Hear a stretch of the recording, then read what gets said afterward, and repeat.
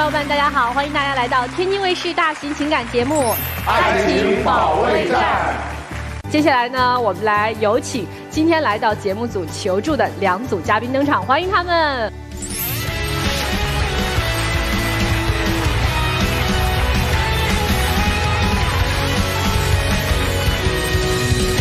首先要疗愈的是本期第一对情感嘉宾李先生，39岁，来自河南；吴野张女士，38岁，来自河南。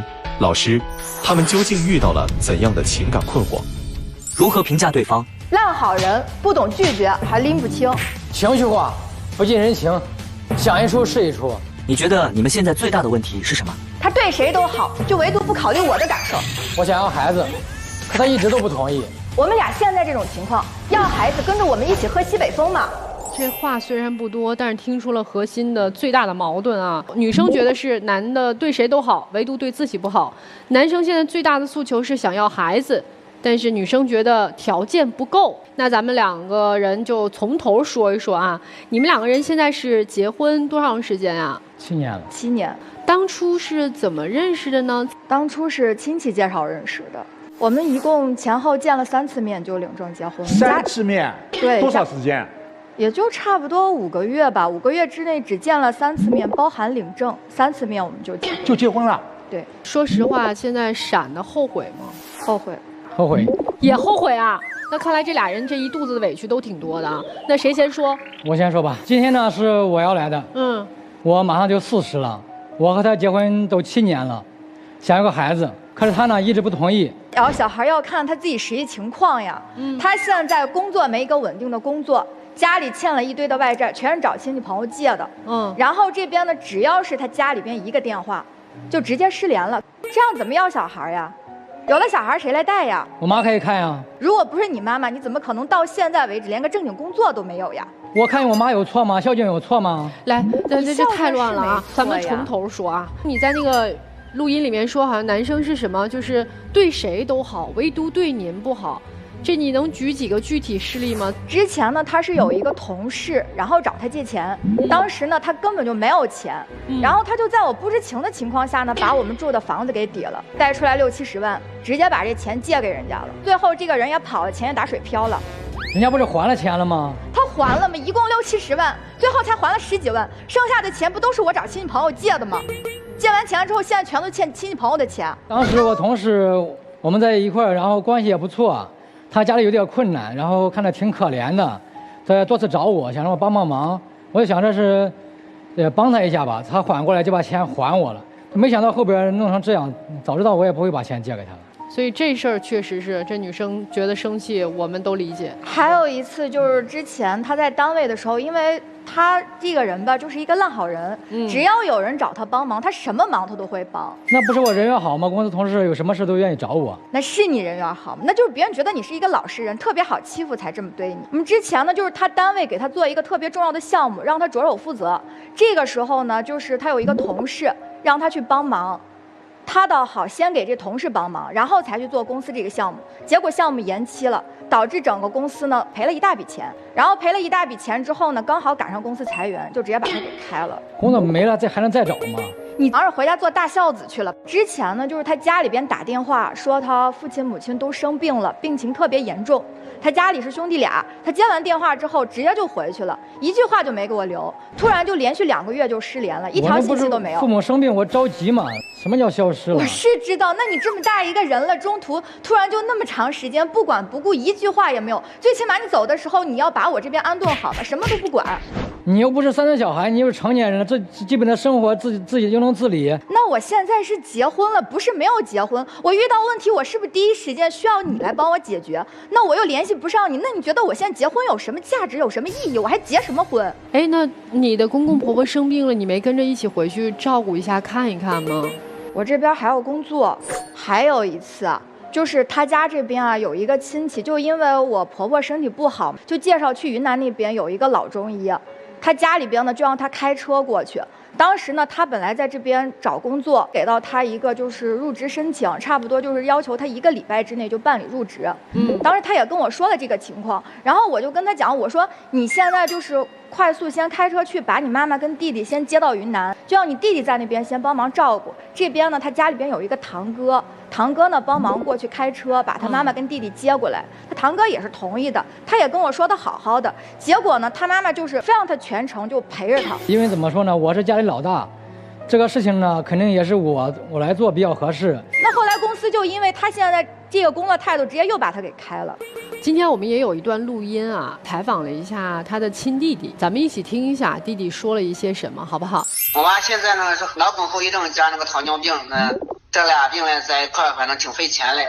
身边呢有离不开人，这些年呢我哥还能两头跑一下照看一下，那我嘞就赶紧把工作给辞了，天天呢守在我妈身边嘞。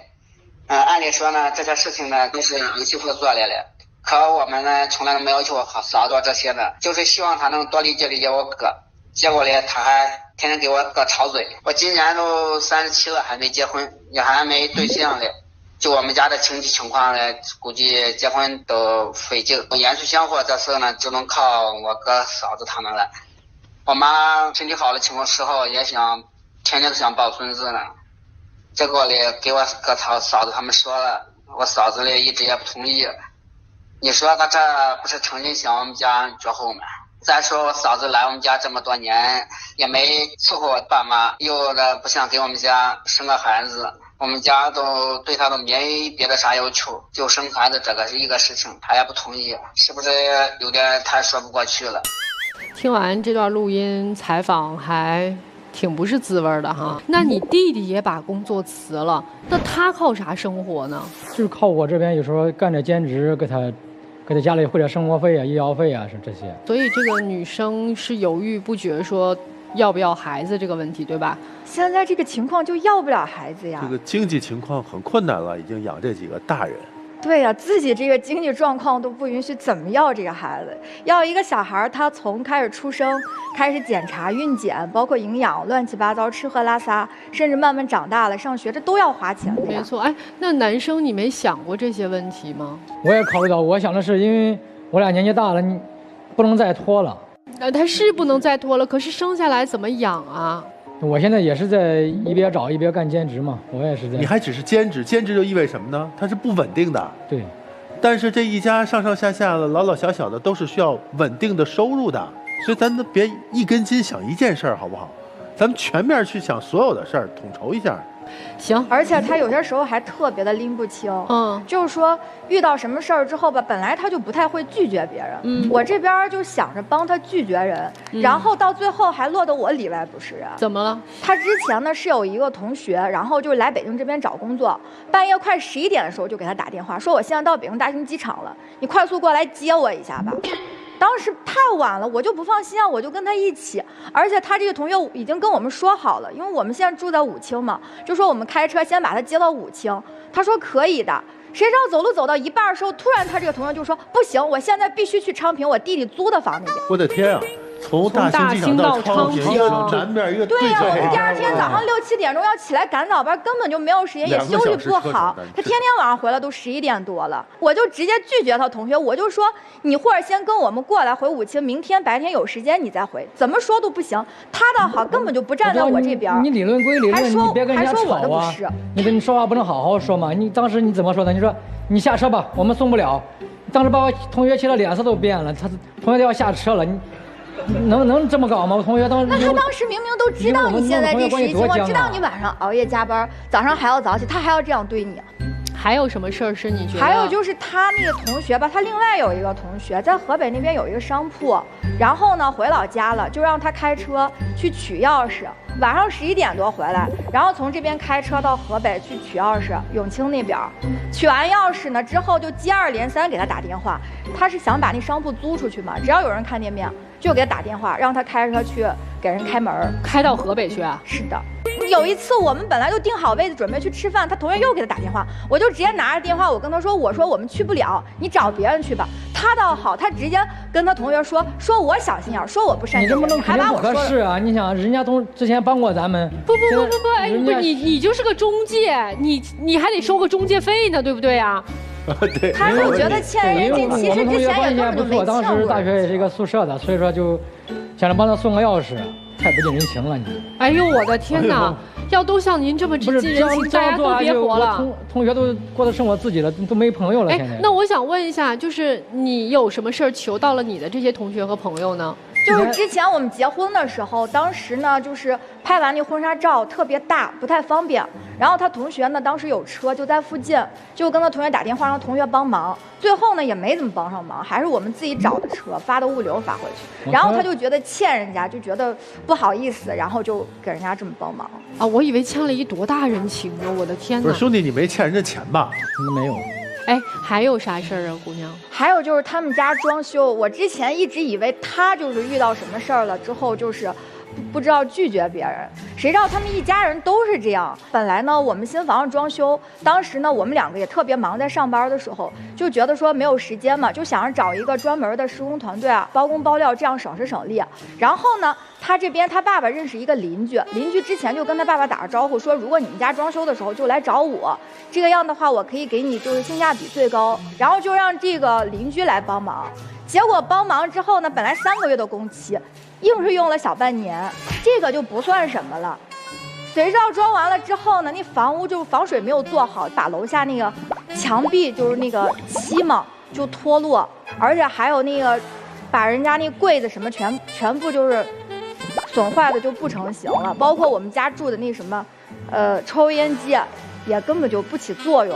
没用了1个礼拜，那马桶也就不管用了。然后我就想找他理论嘛。这个事儿他们家知道之后，所有人都来说我的不是，还都劝我说我太小题大做了。你这上去都是跟人家吵，那邻里相亲的，天天抬头不见低头见，你都跟人家吵成啥样了？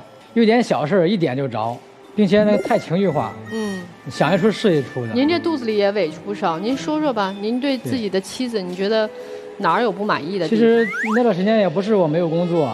本来有一个工作，硬是被他这个想一出来一出给我搅黄了。怎么了？因为我之前是做那个游戏设计的，所以说当时我找工作那段时间就是还想找相关的，这样我毕竟熟悉一些嘛。我就准备去入职了，他突然就是来信了，然后给我找了一个设计老师的工作，觉得我能什么都能干。其实那个老师我其实感觉我干不了，因为他主要是靠讲的。他为了让我来这个地方上班，他把我游戏的工作他私下里给我推了，然后我好不容易来这边上班了，刚上2天。他又说这个不适合我，他又让我让我再回去再找游戏了。晚上都经常性的失眠呀，睡不好觉，我才想着帮你换。那现在都跟人家推了，你怎么再去？所以说他就是太想一出来一出了。其实你们俩刚才说啥，我有点跑神，我脑子里面一直在回荡着弟弟的那个录音采访。我想问一下张女士，你听完他弟弟的那个采访，你有啥感想吗？怎么说呢？他说的是挺轻巧的。家里边就因为他欠了几10万的外债，然后完了之后一天到晚的别人要什么忙他都帮，从来都不拒绝，把家庭生活弄得一团糟。包括之前他朋友欠他那钱，也是我找人帮他填这个窟窿。现在这个状况，哎呀，我就觉得真的是我也挺委屈的呀。还有一个问题啊，他爸爸妈妈病了这么长时间，你一次都没去看过吗？我没有时间。一次都没有吗？2年了。2年媳妇都没回去过一次。爸爸现在身体怎么样？我爸爸已经不在了。爸爸走之前你去看过吗？没有。所有的葬礼的这些什么的，你都全程参与吗？我都去了。那婆婆病重的这2年，你一次都没有去过吗？我中途也给过钱呀。我的意思是，除了给钱，人有没有去看过一次？没有。好，那你们2个人今天来咱们节目，想要解决的问题是什么？因为我们2个年纪都比较大了，所以说我想要个孩子。你想要孩子，这是你的诉求，就希望妻子同意。那妻子今天来的诉求是什么？我就觉得他人挺好的，但是他现在什么人他都不拒绝，给家庭生活带来这么大的压力，我就觉得特别委屈。我就想让你们劝劝他。你还想过吗？他如果还这样，那肯定是过不了。他的性格就这样，你还要过吗？而且他明确地提出了自己的诉求，我就是要孩子，我不管现在的家庭经济状况是什么样，我现在就是一心要孩子。那就不过了。咱们先来听听今天同样来求助的第2组嘉宾刘先生和汪女士，你们听完他们的事儿，有啥想对他们说的？我感觉台上这位大哥这办这事儿，你这朋友纯是坑你的。这要是我要办出这样事儿，那直接我媳妇儿就直接给我骂飞了。就我还是挺同情这个姐姐的，就是如果要是我感觉这个孩子是一定不能要的。那你觉得大哥的这种的为人处事的方式，他能改得了吗？那你要不改的话，那你能有媳妇吗？谢谢二位啊，我们接下来听听各位老师，大家有什么解决方案？夫妻是命运共同体，是需要一起去承担责任和义务的。一个做丈夫的，把自己的热情和笑脸都给了别人，却不顾得罪自己的爱人，这是一个不争的事实。结婚7年，一个39岁，一个37岁，到至今没有孩子。这位妻子对生孩子没有信心，但是折射出的是什么？是对您没有信心。妻子在自己的婆婆病中2年，虽然远，虽然忙，没有回去过一次。这透出的是什么？是她对你的失望，对这段婚姻的失望。你们2个人的这一段婚姻，相互之间除了失望还是失望，除了后悔还是后悔。现在不是生不生孩子的问题，是你们这段婚姻能不能维系的问题。作为丈夫，你要看清楚，这段岌岌可危的婚姻能不能走下去。作为妻子，你也不用自己去麻痹自己。这段婚姻你是不是力不从心？这个男人你是不是没有了信心？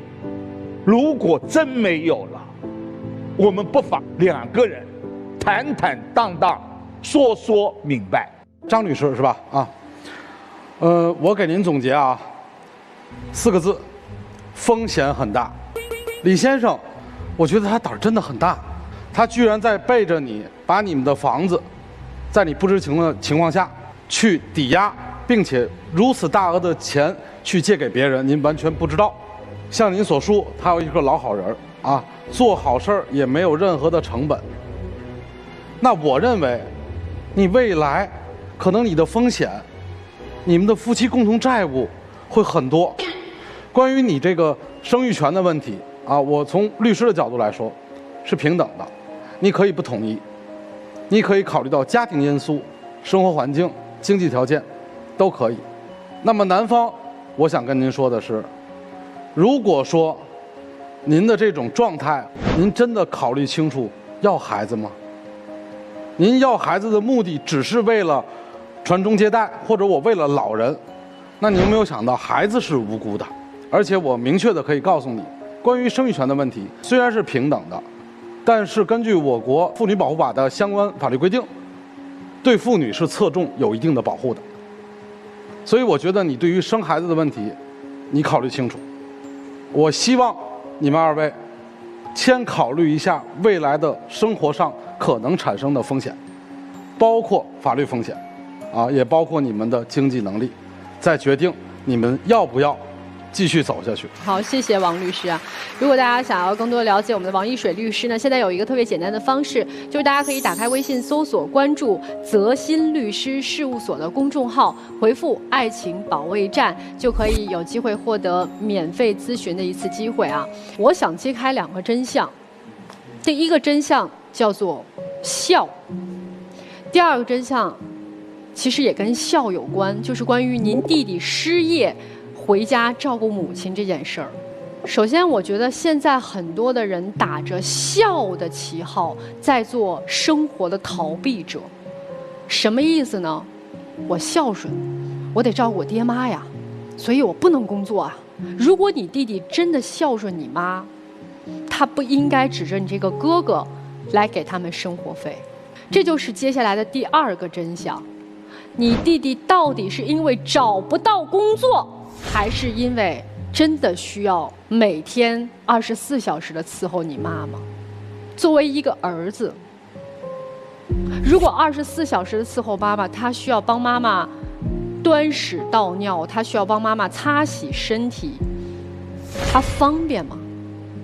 如果你弟弟是真的孝顺妈妈，他不应该努力工作赚钱，找一个护理的人员，是专业的人员去照顾一个脑梗的病人吗？我觉得人最可怕的是不面对自己内心真实的那个自己。如果真的面对了，可能很多问题就迎刃而解了。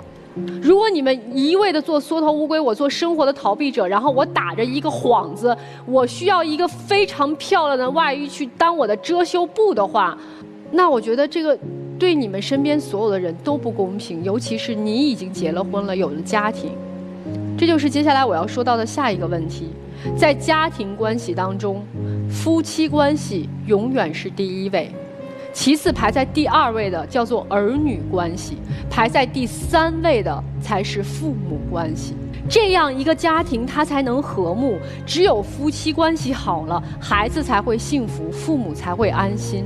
那么在一个健康的家庭关系当中，第一，男人不能缺位；第2，女人不能错位；第3，父母不能越位。大家只有边界清晰，各尽其责，这个家才能家和万事兴。你们现在全搞乱了，他对你们家的意见非常之大。他的表现就在于，我这个婆婆这个人跟我没关系，就显得近乎这个人一点人情味儿都没有。大家可能一听完说啊，婆婆病2年，怎么当媳妇儿的一次都不去？你就算是一个朋友，是不是也应该去看望一下对方的母亲？但是你为什么一次不去？以工作忙为借口，是因为你从心底内心深处压根儿不认同你丈夫以及他弟弟的这种做法，从而牵扯到了对于他妈妈还有他爸爸的这种憎恨。所以你们2个人的夫妻关系现在非常糟糕，你还想要孩子呢？首先啊，老李是这样，我觉得你不如你弟弟。你弟弟说得很清楚，我要做个孝子，我要24小时照顾我妈。我现在没有工作，你弟弟没结婚呢，你做你的孝子，你不能因为孝字捆绑我，让我跟你一起不计代价去孝，对不对？对。好，所以你妻子可能没法像你那么孝顺，她可能做不到，她甚至都理解不了为什么你的孝顺必须抛弃工作。你既要做孝子，又要做丈夫，现在还想做父亲，你能力够吗？不够。不够。那你还要当爹吗？要啊。没关系，我坚定地支持你的权利。作为一个成年男性，已婚男性，你有权利要这个孩子。但是有些人做事之前是不是先想一下？我一直不理解，您是住武清对吗？对。您的母亲住哪儿？现在在老家呀。老家是在河南吗？对。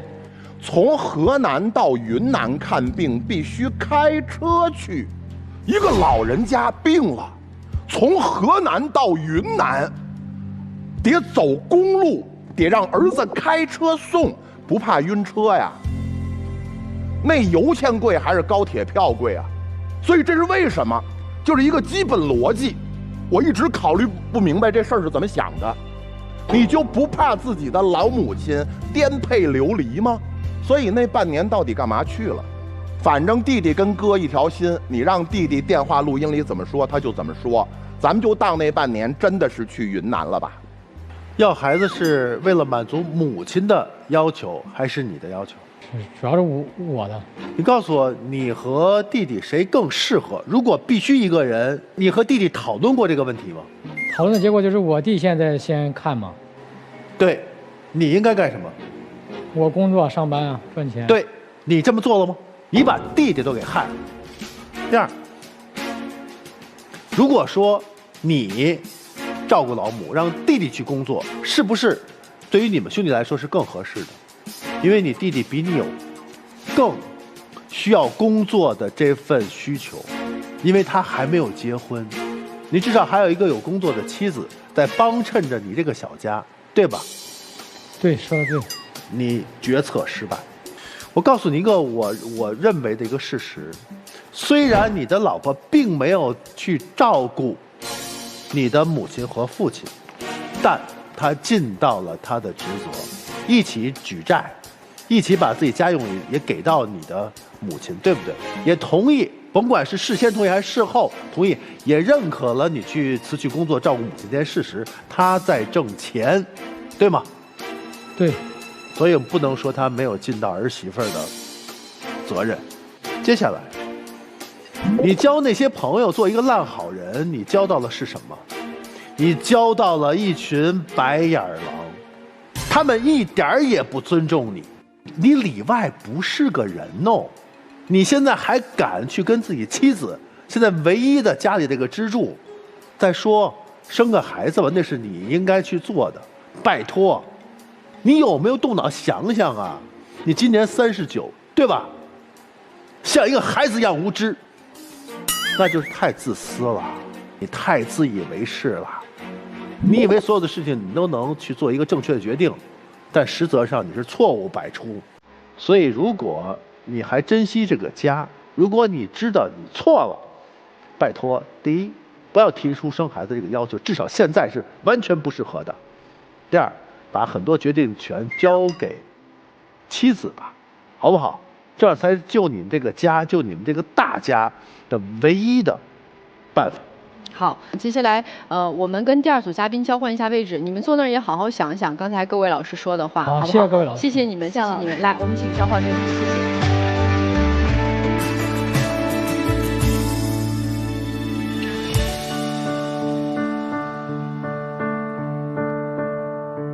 本期第二对情感嘉宾刘先生，33岁，来自沈阳，电气工程师；汪女士，29岁，来自沈阳，教师。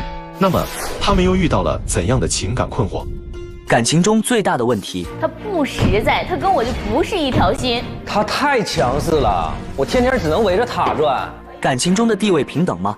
不平等，他永远都向着我婆婆一家。不平等，他天天横行霸道。你希望对方做出的改变，对我对孩子他都能上点心，我就知足了。别总跟我斤斤计较，有话就好好说。你们是哪年结的婚啊？2020年。孩子几岁啊？孩子2岁半。那今儿咋的啦？来我们这儿了？主要的问题，他这个人嘛，就是非常自私，而且他特别向着我的婆婆，然后向着他妈，是吧？对，他特别向着他妈，向着他姐，他向着他家所有的人，但是他就是不向着我，并且他身上毛病还特别多，我就觉得如果他不改的话，我们俩这婚姻就没有办法再进行下去了。妈，这么严重呢？他身上啥毛病？你一个一个帮我们细数一下。我们俩嘛属于闪婚，就是更闪。我们是认识7天就领的证，他就画饼画的特别好，对我也挺温柔的。然后说之后把家里的财政大权全都交给我，但是时间一长就不是这么回事了。我就发现他老藏钱。我一共就藏了2回，让你发现了，然后怎么就变成老友了呢？藏了多少钱？比如说他开1万块钱，他就能藏1000块钱。然后因为他交给我的工资和他实际上发的工资是对不上的。你知道他实际的工资是多少是吗？他有短信呢。后来我实在是没办法了，我只能上交了。上交可倒好，最后他给我开个亲密付，然后给我限制额度，每个月刚开始限制1200，从1200给我降到1000，又从1000给我降到800，800我连加油都不够，太少了这点钱。那你要不够了可咋整啊？我不够我就得冲他要，完每次要我，哎呦我天哪，我老卑微了，我把那个图片截图我都要来了，我这有证据。来，我们看一下。光阴似箭，日月如梭。尤其的上个月的此时，老婆大人向我转账200块，以维持我的日常开销。老公，我最近昼夜难眠，时常感慨生活的艰难，希望老婆能再给予我200元的资金支持。我800块钱已经都加没了，然后我再加油，我没钱了。就我都给他算的800，他是正好的。最开始给他1200的时候，我有一次我一开窗发现他在楼下抽烟呢，因为我们要孩子的时候，他就跟我说就把烟戒了，然后结果我生完孩子，我突然发现他又偷抽了，那就是说明钱给多了，然后就变成1000了，变成1000以后，他就老买一些破烂儿，因为他是电气工程师，他喜欢买那些5金配件，然后买的特别多，我们家里根本就堆不下了，专门有一个房间放他那些破烂。我一看，你老买这些破烂，我实在受不了了，我就又给他减掉200，然后这800实际上是够的。你每次要钱的时候都需要就是想一想要用什么措辞是吗？对呀，我但凡说的不好的情况下，他是不可能给我的。我提前要钱，我得提前1天开想，我该怎么去跟他要这个钱？为啥不给你？你心里有数啊？他刚开始，我们俩刚开始结婚的时候，他对我特别好，就是过节呀，总是给我买什么各种各样的小礼物。然后随着时间的推移，他什么都不给我买了。现在过节就得我给他买，我给他买，然后可能才能提钱，他都得这么申请，他上哪给你买去对呀，我要的礼物就该是钱吗？你就不能花点心意啊？你现在心意也不花，钱也不花，然后我送他的礼物全都是特别贵重的礼物，然后他就想送俩棒棒糖就给我打发了。别提他送的礼物了，他说的就是手机。他买个手机想要送给我，然后我还挺高兴的。打开的一瞬间，我当时懵了，粉色的手机，他是送给我的吗？因为当时同时发售很多颜色嘛，就那个粉色是最便宜的。我们2个结婚了，我肯定得从家庭方面考虑，我就想买一个价钱又合适，然后产品又完成了更新迭代的。然后当时你师傅说你不要，你说大老爷们用不了粉了，我说那你用不了，那我就捡着用呗，那总不能说那个就搁那白扔了吧？我是不乐意了，但我没说不用，我买个手机壳，然后合计黑色手机壳我把这个粉色套上，我还能用，我还能用，没等我手机壳到了，它都用上了。在这个家里边，我只能这样，就是我用的东西，我要能比他好，那我就跟犯天条了。不管是手机也好，还是用的东西好，就连吃东西，我都得老谨慎了。怎么了？有一回咱俩去这个蛋糕店买蛋糕，然后其中有一个冰皮月饼，买回去然后一起吃呗。之后有一天我就没注意，我就顺嘴就给吃了，这可倒好，大闹一场。就从小到大，没有人跟我抢东西，我就跟他在一起以后，我都已经够让着的，他老抢我吃的。没闪婚之前，觉得闪婚是一个特别美好的事儿，闪婚以后发现这个人身上毛病特别多，他除了吃东西不给我留，然后还有很多问题，就是他还很暴力。就是我们俩刚结婚1个月，他就一推，就直接就给我推骨折了，太夸张了，明明就是脚崴了一下，然后到他嘴里变成骨折了，我这证据都有，这叫骨折吗？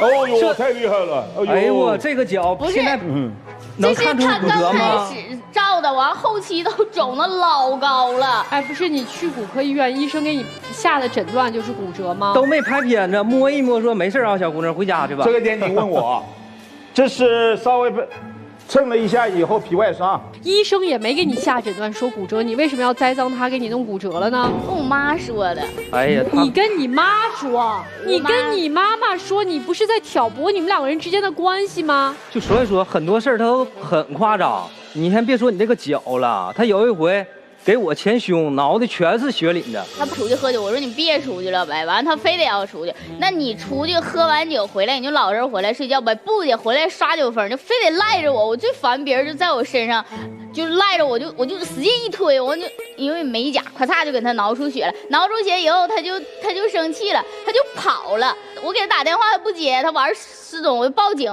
警察。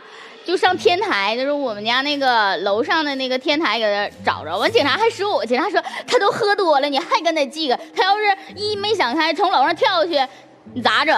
真是人民好警察，真的，这警察说的对。你还说我喝酒，我喝酒为啥呀？孩子2个月，他没产后抑郁，我都快产后抑郁了。咋的了？从孩子出生，他没有母乳。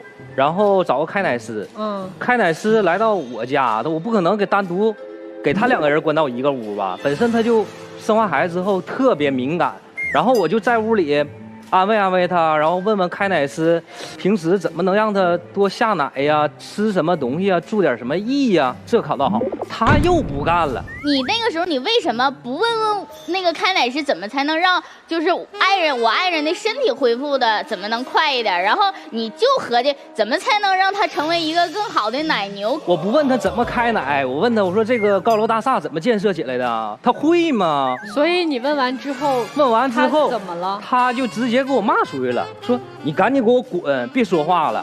我妈合计着安慰安慰他吧，别太激动啊，情绪。刚一进屋，就说你别跟他一般见识，他可倒好来着，都把嘴闭上，能不能出去？最后闹的，我妈搁外边哭，他在里边哭，就2面都委屈。我就想要一个安静的环境，我也没有错呀。你以为你是太阳？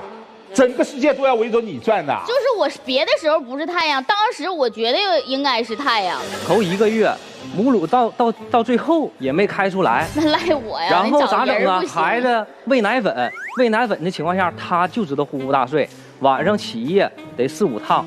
我是换尿不湿、冲奶粉、喂奶、拍嗝，哄他睡觉。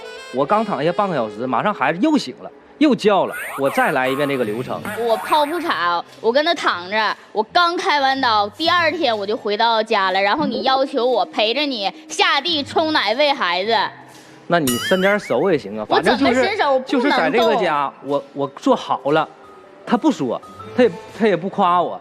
但我有一点要做不好，那完了，那来吧。就是为什么你带自己的孩子，我要夸你呢？而且你带的有多好啊！就是他第1个月大，后面都是我妈妈带的。就我妈妈带孩子带了整整8个月，孩子就是健健康康、白白胖胖的，然后非得要带到他妈那去，真就是妈妈生，姥姥带，爷爷奶奶来欣赏，带回去你就好好带呗，不负责任，然后给孩子直接带感冒。那我儿子人生当中第1次感冒，才8个月，39度。孩子哭我也哭，然后我着急，我说回到沈阳市里赶紧去，因为孩子第1次发烧，因为万一烧特别高再抽搐之类的，然后他就要求直接在村里，然后也不验血也不化验，然后这边就要打点滴了，然后他在旁边跟他们那帮那个村里老头老太太不是搭那些药完了。等，我真的听不下去了。你一个当妈的，孩子39度不知道怎么处理吗？不知道啊，我第1次当妈。我也第1次当妈，我怎么知道怎么处理的？那我们不一样呗。为啥不一样啊？那我不知道啊。你养孩子之前不查查吗？39度怎么处理啊？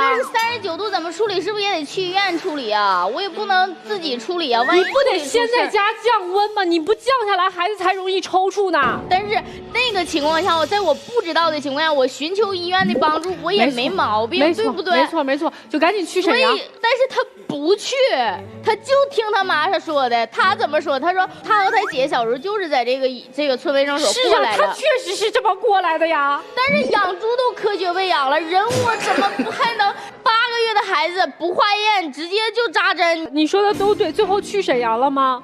最后是我妈去沈阳的。那这个事儿最后就去沈阳就解决了是吧？就孩子生病这个事儿就过去了对吧？这个事儿其实我想说的重点都不是卫生所啊，还有更多的隐情。你说，这不让扎针吗？又闹上了，闹上说的老难听了。这村里卫生所，我妈跟着这个大夫都是抬头不见低头见，都认识，就说你脑瓜子咋想的？那里边装进水了还是装大酱了？这孩子怎么能让他扎针呢？就开发飙了。我问一下，咱们这件事先搁这儿，就是你老婆对于你们家的人是不是都是不太尊重？太有了，他就包括我妈这面，我回家收拾屋，不很正常吗？回老家，我给家里安个手盆，这可倒好，本来这手盆2个小时就能安完，然后我就可以再回沈阳。他给我打30个电话，就是这一个手盆我整整安了1天。那天中午我说，那你们在家吃完饭，你们再回去装手盆。他说不干，他说他就要现在就要回去。我说那也不至于不吃中午饭吧。然后我这一看定位，哎，人家领他妈妈去烤肉店单独开小灶去了，然后把我妈孩子扔家了。不是他这种人，他人就是这么敏感。我这个买手盆的地方正好手盆在楼上，烧烤店在楼下，他定位给我定到这个烧烤店那儿了。一查我定位，你为什么在烧烤店那儿啊？然后就出来这30个电话。世界上怎么所有的巧事都让你遇着了？那就这么巧，就这么巧。吃了吗？没有吃，他就查我定位，老敏感了。不是，最主要的是我俩结婚以后，你永远把所有的精力放在你们家那头，你们家那头事儿简直太多了，从你爸妈到你姐到你七大姑八大姨，我就没见过谁家女儿女婿大过年的回家拜年，得小舅子10年如一日开车去给姐姐姐夫接过来，给丈母娘家拜年。刘老师，如果我要是1分钱没有，1分钱给不了我姐姐，给不了我妈，我平时我也特别殷勤。他父母都有退休金，为什么还要用我们来补贴？那我妈怎么没用我补贴呢？他没补贴，他就是跟前伺候来着嘛。那我们不是很老的人，我们很年轻，父母也很年轻，为什么我的父母能全心全力的，就是帮在我们这个家上？他呢，就是永远像个漏勺似的往他们那边漏。他父母我不当，没办法，人家生他养他了。他姐呢，就是永远就是要求他，就像当个白工一样，就是我们家搬家，他姐夫从来不露头。他姐和他姐要搬家，他就得麻溜的开着车来回100多公里，就那么坑的来回去。他姐非得要给孩子个点读笔，我说不要，其实就是因为搬家的时候没有地方放了，他嫌当害给我，我说我不要。他姐说你拿着吧，拿着吧。他说你看我姐都给我了，你就拿着吧。拿过来以后，隔了半年，他姐说哎呀我要那个点读笔，然后我说这上哪找这点读笔？都半年多了，而且是那种小孩幼儿园用的点读笔。然后他说他家他姐的孩子上高中了，说要用这个。我说你不开玩笑的吗？我说我找不着了。然后他说那你找不着你就得给我姐买个新的。我就不太明白你家怎么这么有意思呢？还好意思说点读笔？我刚拿走，然后呢我姐就给我来电话了，说你赶紧回去吧，你别过来了，你赶紧哄哄你媳妇儿去吧。说那个你媳妇儿说了，说你挺能挑拨呀，你要这么能挑拨你自己老公去，你挑拨你小弟干啥呀？你要感觉他好，你跟他过呀。这哪有这么跟大姑姐说话的？那是人话吗？我感觉以后咋见面了？我说的不是人话，你姐办的是人事呗。就他就是从结婚开始，他姐一天一个电话，这个电话有可能1个多小时，有可能2个多小时。正常我觉得应该跟老公讲的东西，他姐永远都要跟他讲。不管你是在开车还是不开车，你姐这个电话就搁那放着，就搁那嘟嘟嘟嘟嘟嘟嘟嘟嘟一直说。我对他已经都无奈了，真的。我都不知道我该怎么做好了。他是不是经常情绪会失控，经常会当着你们全家人的面发脾气？对呀，就近一次，今年跨年，我外甥和我外甥女儿来到咱家，然后我妈就炸了一盘这个鸡柳，我合计小辈儿都爱吃这个东西，就放他跟前了呗。他又炸毛了，在桌上上来就来一句：“这饭我吃不了了。”直接撂块走了。他所谓的那个小辈儿，岁数比我还大半年呢，然后他就成小辈儿。我就希望这个东西放到桌当间，所有人正常吃就不行吗？那一个小辈儿你让一让他，那不很正常吗？他是有多小的小辈儿啊？然后他就直接一摔筷子说这饭就是这饭我吃不了了。然后最后我妈单独给他炸了一盘，搁屋里吃。那他一般在这种情况下发脾气的时候，你妈妈会怎么做？你妈妈会哄他吗？还是怎么办呢？会呀，我妈不会激化矛盾，我妈对他挺好的。哎，我最后再加一个问题，你俩同时回答我就行啊。你们还爱对方吗？爱，还行。来，我们先问问今天同样来求助的咱们第一组嘉宾啊，听完他俩的事儿，有啥想说的？我觉得吧，俩人反正在一块儿，可能也是一种缘分吧。就是男的多多少少让着女的，也是应该的。就是俩人不管怎么样，好好相处。对于这个父母吧，就是关照父母也是应该的，毕竟孝敬父母是美德嘛。我感觉其实这个妹妹吧，我挺羡慕她的。她现在有孩子，而且家里也没有太大的压力，而且老公也挺宠她的。她所说的那种生活上的一些矛盾，其实在我看来就是在台上撒娇那种。自己觉得日子快过不下去的日子，在别人眼里竟然成了一种奢求和奢望。来吧，我们接下来听听老师怎么说啊。您的妻子脸上我们看到了灿烂的微笑，但是在微笑背后，我更多看到她脸上刻着2个字：霸道。这个丈夫，他说爱依然在这样窒息的家庭环境当中，您非常成功的磨练了他。这个家必须围着你转，这个家必须听你。我们并不是说我们喜欢上一个人就必须喜欢上他的家人，但至少我们要对他的家人有足够的基本的尊重。你没有，既然喜欢这个男人，给他一点基本的面子又怎么样呢？他就对你更加的顺从了。但是我还是认为，夫妻之间如果靠顺从听话有意义吗？最后送您一句话，这个世界上霸道强势的女人往往婚姻不幸福。我给男方一个建议你的收入是你们夫妻共同财产，你可以支配，如果你需要问怎么支配啊，我可以帮你，因为这个我听的真的是很生气。话说回来，对于女方这边，你的说法、你的做法这些，从你的角度我都能理解，但是我觉得你根本就没有站在你爱人的任何的一个方面去考虑问题。我曾经看过一个纪录片，它是2个刺猬，他们想生活在一起，但是他们一旦靠近的时候就很疼。这个时候，这2个刺猬做了一个办法，他们要想生活在一起，是需要每个人都把身体的一边的刺拔掉。现在给我的感觉是，你爱人想拔，你不想，你那个刺就在那扎着，你就想扎它。那我告诉你，有一天你可能把它扎走。那个时候，你别说你要控制他的经济了，有可能你们的财产等等这些都要进行分割。第二，我觉得你作为一个母亲，你不了解这个都能理解。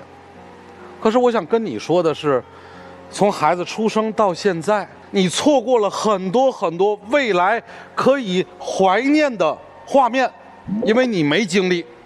所以我觉得，不论从哪个方面来讲，你的做法确实过分了。那我反过来，对于男方，我也觉得你太宠了，你可能很爱他。另外，你可能自己觉得你是从农村出来的，他是城市的，你也许会有一个所谓的身份地位的落差，没关系，有也可以，但是你不能一直的退让。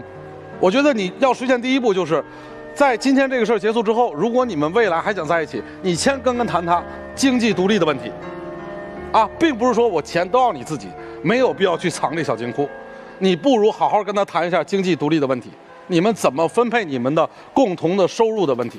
大家如果想更多了解王一水律师呢，现在有一个特别简单的方法，就是在微信搜索关注泽鑫律师事务所的公众号，回复“爱情保卫战”这5个字，就有机会呢获得一次免费的法律咨询的机会。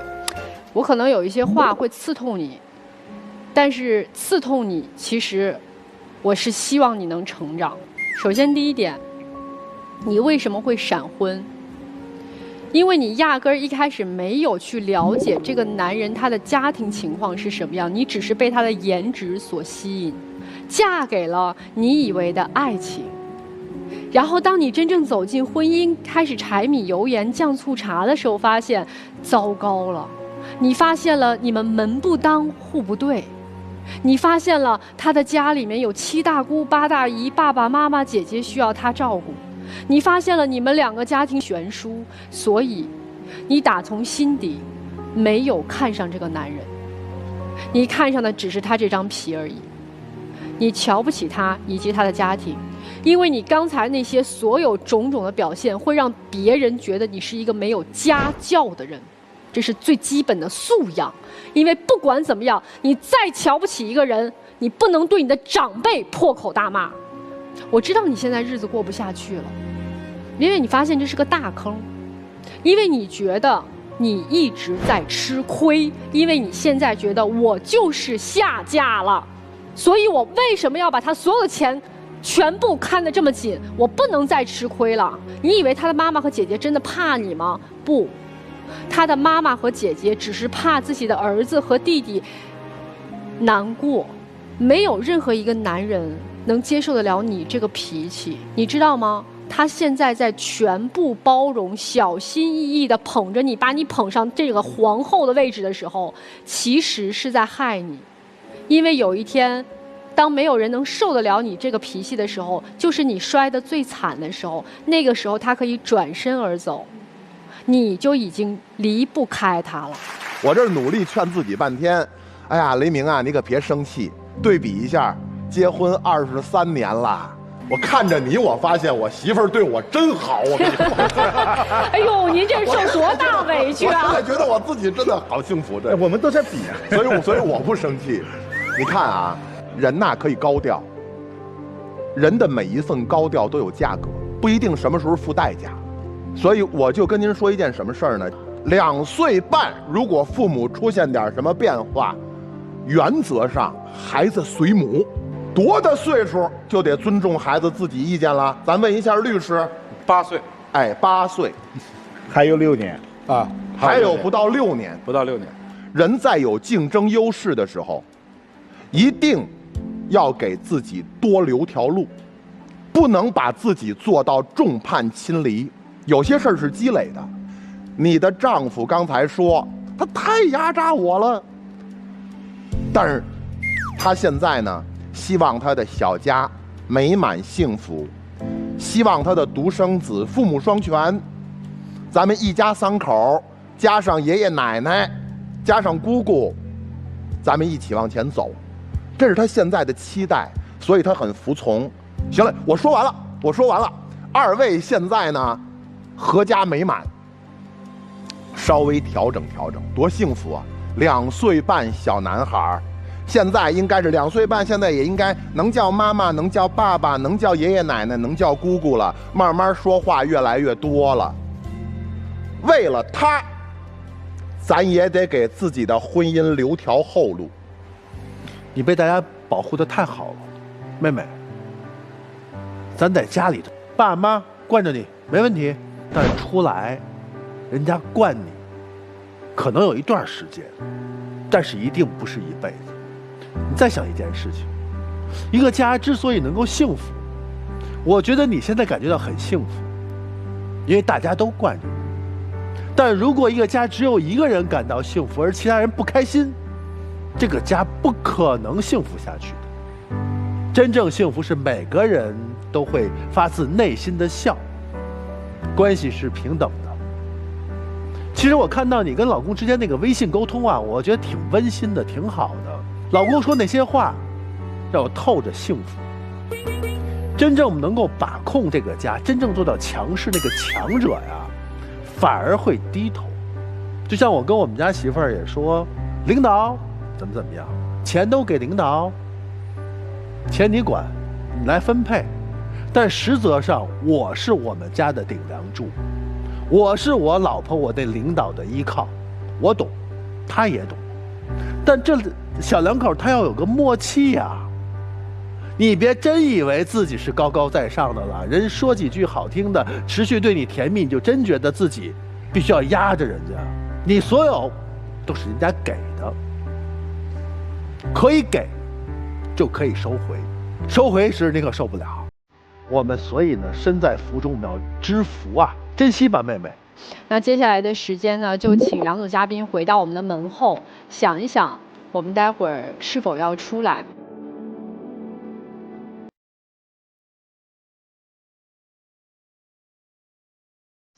好，在揭晓我们第一组嘉宾的答案之前呢，要提醒一下电视机前的观众朋友们，欢迎大家登录优酷视频、腾讯视频、搜狐视频，观看节目的完整内容。好，我们一起来期待我们第一组嘉宾的结果啊！3、2、1，请开门。这个时候肯定在。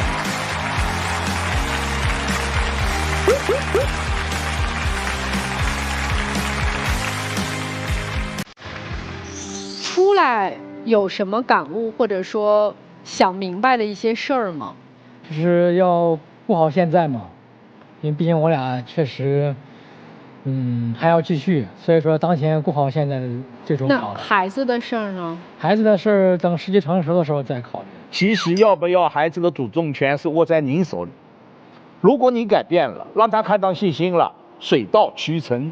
谢老师。我想提醒你们就一点，无论你们未来的经济收入是什么样的，不要再擅自的做主把你们的共同的财产做任何的处置。你们毕竟要未来，假如要孩子也好，都会有用钱的地方，不要再这么做了，这样一定是很危险。另外一个小建议，妻子抽时间回去看看病重的婆婆。好的，好，接下来的时间交给你们，我们一起进入浪漫30秒。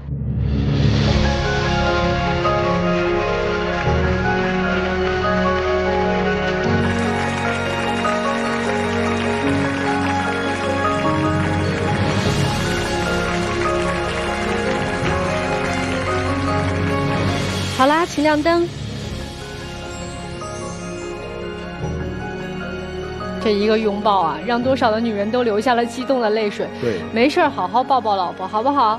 好，感谢二位来到我们的节目，祝你们生活幸福。谢谢老师。好，谢谢老师。这边来，我们一起看第2组的结果。3、2、1，请开门。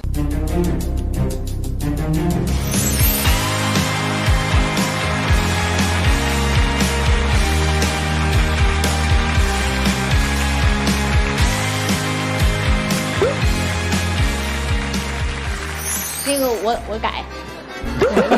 咋的了？上来就我改？他很直率，你改。其实性格很好。对，我觉得那个哥哥说的很有道理。要改，然后要把政策放的适当宽松一点，然后不要去做那个总抬头的人，我也适当的去低头。我相信，尽管我低头，我王冠也不会掉，他会帮我扶着的。收回2个字，政策2个字收回，你不是家里的政策制定者。男生有什么想说的？是有种沉冤得雪的感觉。我今后呢，如果真有错的地方，我也注意。对，也不能说是他所有都错，对不？我也是多理解他。来吧，接下来时间交给你们2位，进入浪漫30秒。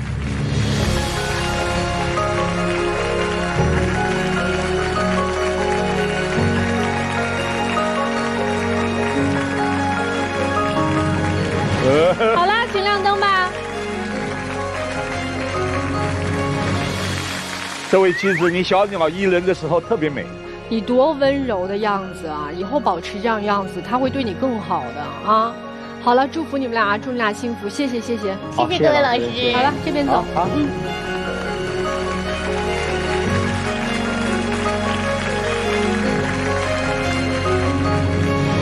好了，那接下来呢，让我们一起进入婚恋新说法。